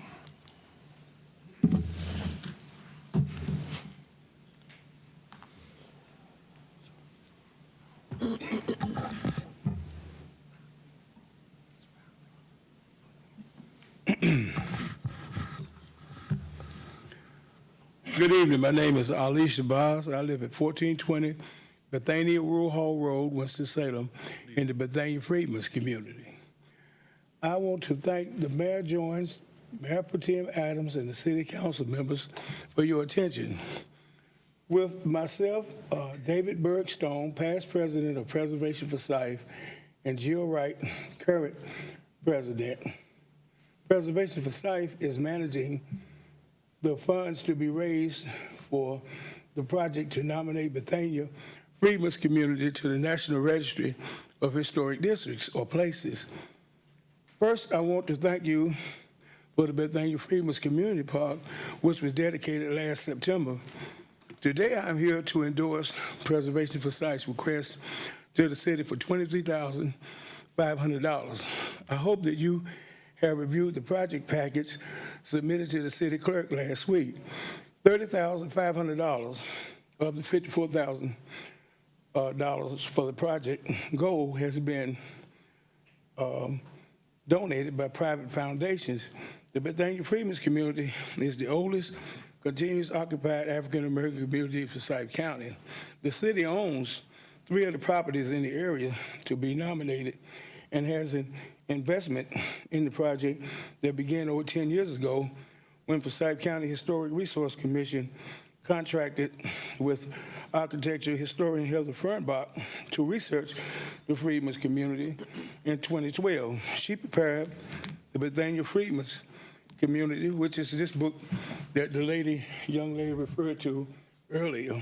And the working in close concert with archaeologist Mo Hartley, the community was placed on the North Carolina study list. Since September 2022, residents and descendants of the Freedmen's community have been working to move the nomination forward. Archaeologist Mo Hartley, who will become known next, has been engaged in the project for a year or so, but however, we need to hire Ms. Fernbach to update this study. The nomination by Dr. Hartley is critical to raise this money and funding now. My father was born in 1904, and he showed me the old Great Wagon Road beds when I was just a young kid. And the archaeologist Mo Hartley he also worked in 1935 with the WPA when they came through and changed some of the descriptions of the old road. And Mo Hartley has since affirmed. Mr. Shabazz, I'm sorry, but your time is up. Okay. Thank you. Thank you, Mr. Shabazz. Okay. Next speaker signed up is Mo Hartley.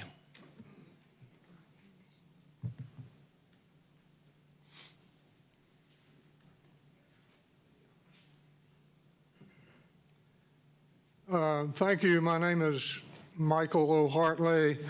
Most of you, many of you, will know me as Mo Hartley.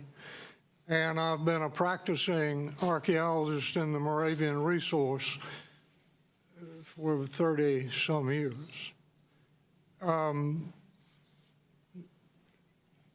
This place is nationally significant. Forsyth County is nationally significant. That's demonstrated by the fact that Bethabara is a National Historic Landmark. Bethania is a National Historic Landmark. Salem is a National Historic Landmark. Winston-Salem rests on the origins put in place by the Moravians beginning in the 1750s. When we think about significance, somebody said to me many years ago, he said, this Moravian stuff is everywhere. Well, I'll tell you, it isn't everywhere. It's just here. This is where it is. It isn't out there. It's in Forsyth County. To the extent that it does have this national recognition, and it is beginning to have international recognition. So we think about these early people.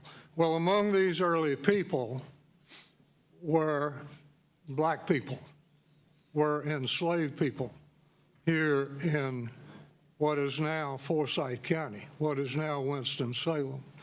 And I come here after doing some research out in Bethania, in the Bethania town lot, where in 1992 I did an archaeological survey out there, and I found surrounding Bethania extant populations of black people, communities of black people, one of which was discussed tonight, and that's Washington Town. The other is the Bethania Freedmen community. We have come to you with a request for financial assistance in this work to bring Heather, the person who did the study list nomination, on board to review her work that was done a number of years ago. And so I, again, ask you to please contribute and support to this work. Thank you. Thank you, Mr. Hartley. Michael Douglas. Michael Douglas.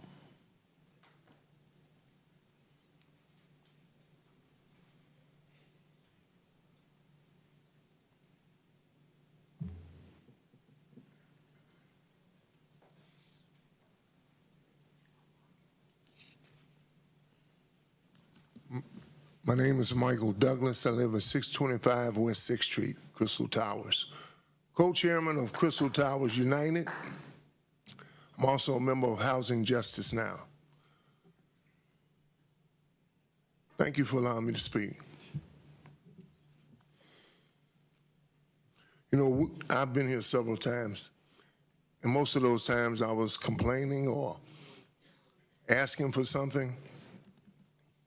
I'm still asking for something, but I'd like to take the time to thank Mr. Kevin Cheshire of Hawes for his collaboration in trying to better the lives of people at Crystal Towers. We came and we spoke, and he heard us. Some changes are being made. We were told last Tuesday at the Hall's meeting that the elevator would be online this past Thursday. Well, not online, but being inspected to be put online. I understand that that's been delayed a week, but we're gonna have to hold him to that. A lot of things have gone good, but things need to go better. We still need representation on the council. I'm asking you, the folks that lead us, to change the number of people that need to be on that council. Not that need to be on that council, but that are on that council. You've got 9. By HUD regulations, you can have up to 15. We're asking you to add 3 people that live in those environments. We need people that live in Healy Towers, people that live in Crystal Towers, people that live in Piedmont Projects, people that live in Sunrise Towers to be put on that board, because we know what it's like to live there. You've got people dictating to us how to live, and they don't know our fight. Thank you. But I also want to say this. I'm looking forward to the meeting with you tomorrow, sir. My co-chair and I very much want to speak with you. I'd encourage the rest of you people to come and tour Crystal Towers. Only 3 people on that board have been there. Ms. Burke, Mr. McIntosh, of course, but it's his district. Ms. Adams, and of course you, Mr. Mayor. I don't know if you know it or not, but we had a young lady that was burnt out since the last meeting. They were able to move her to another apartment upstairs. And some people may say no life was lost, but she lost her cat. Thank you for letting me speak. Thank you for your comments. Can't quite make this one out. Is it Vernell Switzer? Is that?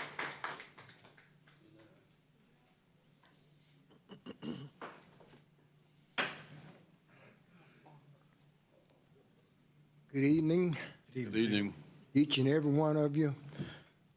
Mayor Get your Jim, name for the record, Mr. Switzer. my name is Vernell Schweitzer.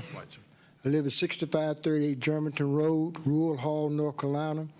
I'm a farmer by trade. Farming is my business. It is my life. I'm going to make it very short. I'm going to cut a whole lot of stuff out. But I love to farm. Most of all, I love to feed people. We need you all support at the Winston-Salem Farmers Market. We've been there for a number of years. I've been there for 40-some years.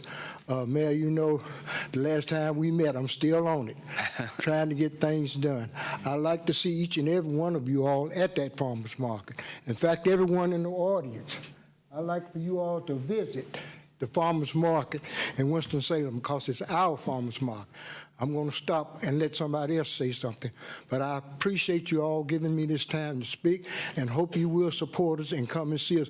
We need advertisement. That's the most important thing we need right now. Thank you, Mr. Switzer. Hi, my name is Chantal Mullen, 9219 Sahabi, Kernersville. I am also a farmer. I don't do vegetables, but I do pork and chicken. And basically the largest issue that I can communicate is we really, really need to have advertisement. We have seen so many people come in that don't know about this market. How can that be if this is the longest running market and gem that we have for this city? We have multiple food deserts. We have access to transportation for people to this market, and we're the only indoor market. I would really, really love to see those things highlighted so that people can come in and access this food. Thank you. My name is Gerard Hardy, 1426 Cameron Avenue. I'm not a farmer. I'm too big to be a farmer, but I am a vendor at the local market, and I do sell sweets. We have so many people that come in and say they don't know about this place. When you drive down Research Parkway, over 52, and you see a sign that says, visit us, the Greensboro Farmers Market. I mean, it makes us look bad. I would love the opportunity for this city to advertise big time for this thing. 'Cause it's really a good thing. If you haven't been there, please come out to see us, please. Thank you. Thank you. Swatchy, also, you didn't mention that you're an author as well. I'm also author of children books. I wrote 3 children books about farming. It is very important that we educate our children. And I thank each and every one of you all for what you're doing.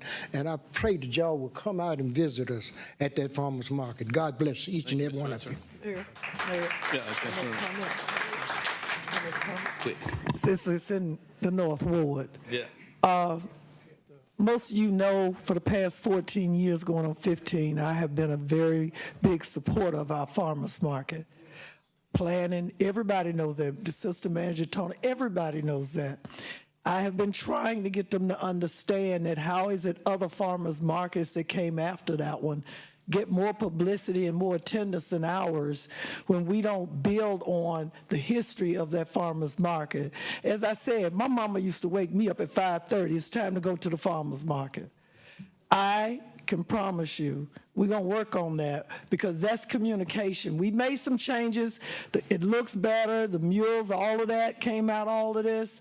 We won awards for food challenges, mayor and all of us. But we got to step up our A game with our farmers markets as well as our vendors that are there. Thank you. Kim Richmond.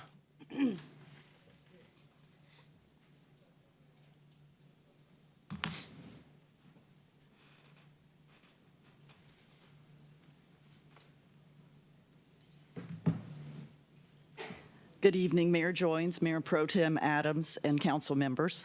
I am Kim Richmond. I live at 4429 Timberfield Drive in Pofftown, 27040, and I am here tonight representing Forsyth Audubon, of which I am a member of the board. Forsyth Audubon has over 750 local members, many of whom live in the city of Winston-Salem, and who are concerned about the policies and practices that impact the birds and the people we love. We would like to express our thanks for establishing Winston-Salem as an affiliate of Bee-City USA, as well as for holding the Community Roots Day events, where more than 8,000 trees have been planted around the city over the past 24 years, helping our community earn the honor of being named a Tree City USA by the National Arbor Day Foundation for 18 consecutive years, as well as being named North Carolina's Tree City USA of the Year for 2017. Thank you for your continuing support of these programs and the related standards and obligations that they entail. Forsyth Audubon has long been a proponent of protecting, preserving, and enhancing the native trees and plants of our community, essential elements of the Bee City and Tree City standards. Abundant, flourishing native plant habitats are essential to the health and well-being of the people of Winston-Salem, as well as for the beneficial insects, birds, and other wildlife that support us and enrich our lives. Plants native to North Carolina, unlike imported ornamental varieties, provide far superior life support for all creatures within our community and should be prioritized in future plantings around the city as well as protected and preserved in the wild. Forsyth Audubon can help you in this important endeavor through our educational programs, conservation programs, and advocacy work. Specifically, we offer a residential native plant garden design and certification program for individuals to help create aesthetically pleasing native plant habitats in their yards. We work closely with City Recreation and Parks personnel to create native plant habitats in our public green spaces, and we also advocate for conservation funding for city and state projects.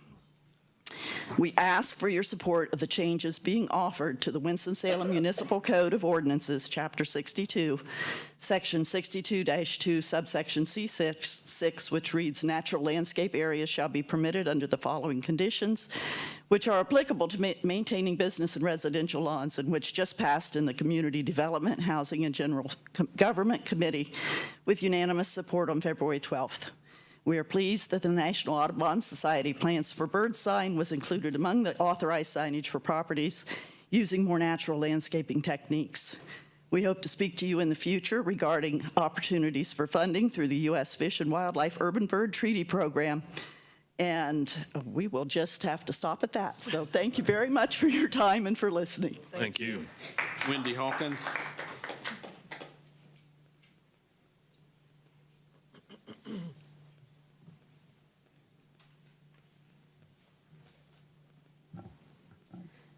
Hi, my name is Wendy Hawkins. I live at 718 West Devonshire Street in Winston-Salem, and I'm the Conservation Chair of Forsyth Audubon. And I would first like to thank you for planning for healthy, sustainable, natural spaces here in Winston-Salem that are great for wildlife and humans. I've been especially excited and intrigued about the potential plans that were laid out in the Legacy 2030 as well as the Forward 2045 plans. Many of us are particularly interested in the sections discussing replacing streetlight fixtures with shielded full cutoff fixtures and developing a possible lighting ordinance. In addition to Kim's comments about good habitat, I would like for us to think about the buildings that also are within that habitat in the ecosystem where humans, wildlife live.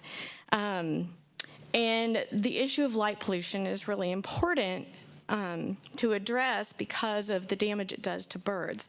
And so my main point today is that I would like to see how Forsyth Audubon can be of assistance in helping reduce light pollution. And whatever your plans are moving forward, I would like to make sure we have a continuing conversation on that and that those plans are included in any new developments that take place, any park planning, things like that. I feel like we need to think about the whole ecosystem. And the reason that light pollution, if you're not familiar with migratory birds, is the reason it's so harmful to them is because hundreds of species that come through North Carolina and all places in North America actually migrate at night. Many of our birds that are normally active during the day migrate at night. They fly 200 to 300 miles, and that's been fine for millions of years until city light pollution created stars on the ground. They use the stars and the moon as their sky map, and it's essential for their navigation, and it gets thrown off by light pollution, usually resulting in fatal window collisions. And we lose 100 million to 1 billion birds every year in the U.S.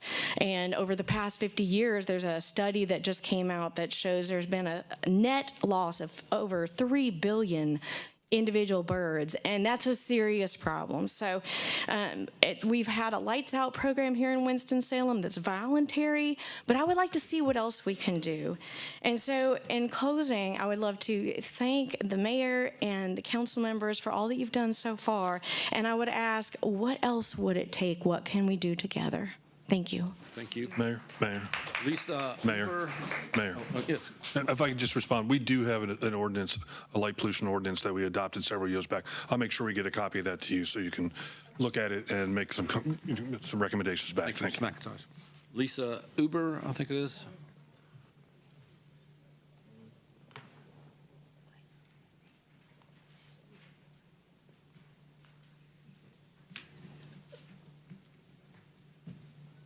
Hi there, good evening. I'm Lisa Huber, 8040 Dillon Acres Drive in Blues Creek.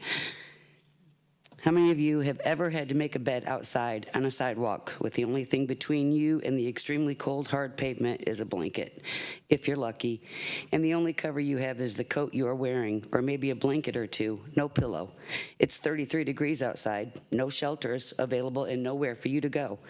There's a total of 200 beds available, 40 of those only when temperatures drop below 32 degrees. So basically 160 beds available each night, yet there are reported 500 to 700 homeless folks on the streets daily, as reported by the leadership of Winston-Salem.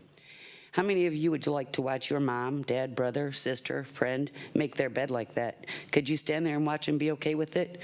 Well, the people that are doing this are someone's mother, father, sister, brother, and they are human and they do matter. Now, once they are all tucked in, starting to get as warmed up as they possibly can, here comes the police. You got to move. You can't sleep here. Then they go to the next place and the next place and the next place. And if you can't carry all of your stuff, guess what? It gets thrown in the trash. Now you have no blankets. Are these humans being expected to stand in a corner so they are not sleeping publicly? Are they supposed to remain awake 24/7 so they don't get ticketed or threatened with jail? How inhumane is that thought process? How about we all go stand outside our homes all night long tonight when the temperature is going to drop to 28 degrees? Don't fall asleep now, because you'll go to jail. Can't lay down or cover up. Just stand there and freeze. How long would you last? Where can they lay their head down and not be bothered while we are all warm and cozy in our bed? How do I know this? We are out here on the streets with these homeless people day in and day out. We have helped them move in the middle of the night when they've been thrown out. We've tried to find resources for them, but each phone call is met with, we don't offer that service, call 211, we only service women, etc. Where are the resources? I have heard there are hotel vouchers available for extreme situations, but yet when it was 13 degrees outside and I inquired about hotel vouchers, there were no hotel vouchers. Is that not extreme enough? Who passes out the vouchers? Who determines who's in need? Who knows who's in need? People get in trouble for leaving their pets outside in these temperatures, but I guess human life is not near as important. We don't get in trouble for leaving humans laying on the side of the street.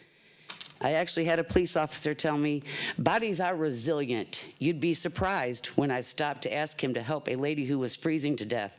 He was so unsympathetic it made me sick to my stomach and of course offered zero help. The COC has been under reconstruction for 5 years. How much longer do you think it could possibly take to get it right? I hear about all these plans to assist the homeless, but I never see any action being taken. Talk is cheap, and I don't mean this just disrespectfully. Your time is up, ma'am. Thank you. Thank you very much. Sharon Hatch. Sharon Hatch. Sharon Hatch.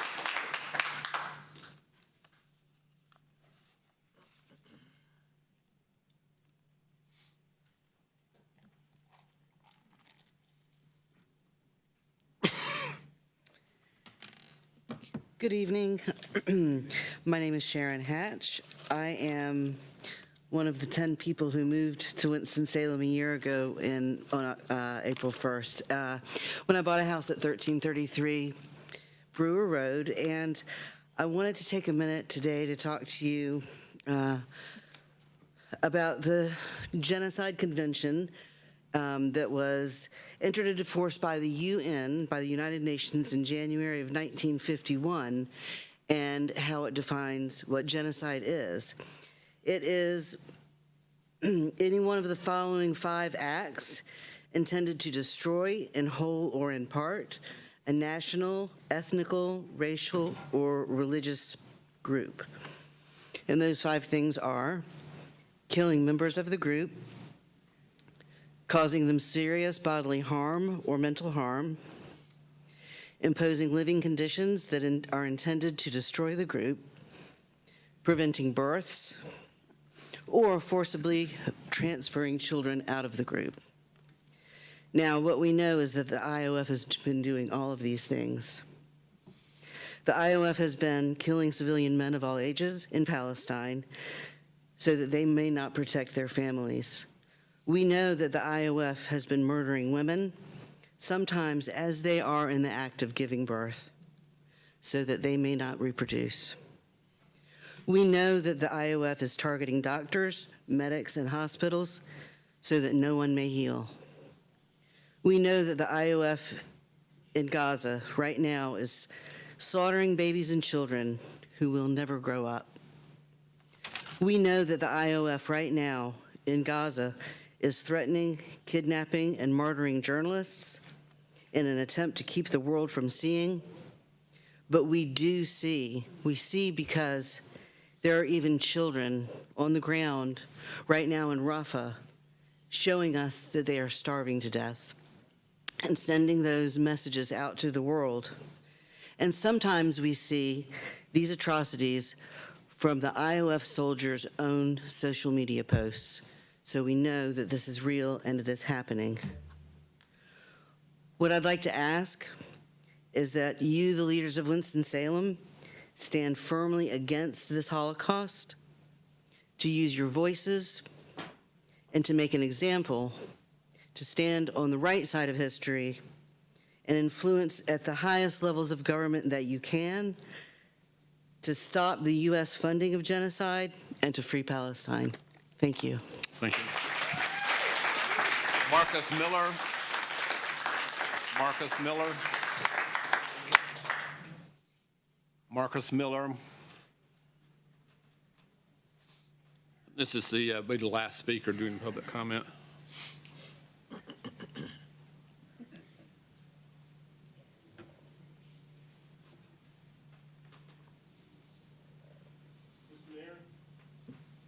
Ask for a motion to.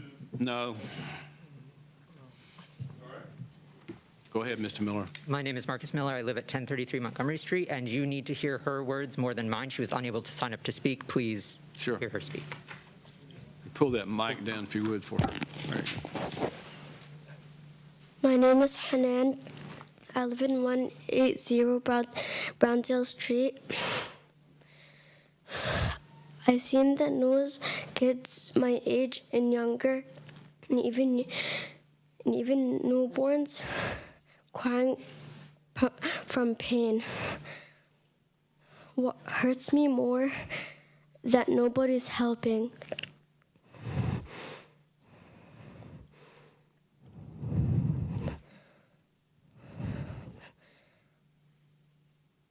Free Palestine.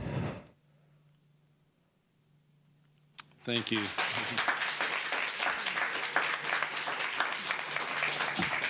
If you would please humor me for the remaining 2 minutes, I would like to please speak. Every day and every hour, I think of Palestine. I drink water. I think of the millions who have none.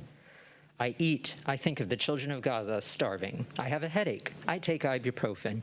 And I think of the thousands dying in besieged hospitals, their doctors determined to stay by their side as bombs fall and IOF soldiers raid the complexes, abducting and murdering medical personnel for sport, gleefully posting their war crimes without shame or recourse. I woke up yesterday. I thought of Palestine. Minutes later, while selfishly indulging my privileged ability to watch genocide through a screen, I watched two grinning IOF soldiers laughing as they experimented with their latest remote weaponry. I watched as an innocent civilian in the West Bank crossed the street, and I watched him suddenly explode in a percussion of dust and shrapnel. The soldiers then filmed themselves, veritably skipping over to the man, gloating as he screamed in the dirt, his leg twisted, warped, bleeding, bent and broken in so many ways that I have never seen or thought a human leg capable of suffering. I can't stop hearing his screams. I can't. For the sake of humanity, if not yours, then at least the millions of those being ethnically cleansed in Gaza, pass a ceasefire resolution. Urge Congress to stop the slaughter. You represent us, all of these people behind me, who have chosen the right side of history.